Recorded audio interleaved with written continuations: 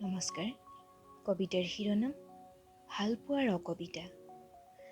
কথা হীৰকজ্যোতি বৰ্মন, পাঠ ধৃতাশ্ৰী বৰ্মন।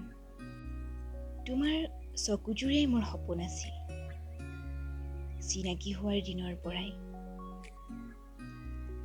এটি দুটিকৈ সপোনেও মালা গুঠিছিল। প্ৰেমে গজালি মেলাৰ ক্ষণৰ পৰা এটি দুটি তৰাৰ সাধু কথা। তোমাৰ অবিহনে কেতিয়াওতো দেখাই নাছিলোঁ জোনবেলি তৰা আৰু সেই আকাশৰ নীলাবোৰ।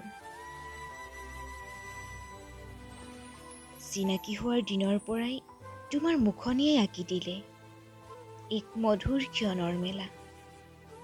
যদিও বা অতীতৰ বুকু গছবন লতাৰে ভৰা আছিল,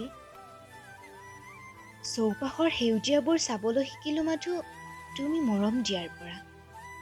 ধন্যবাদ।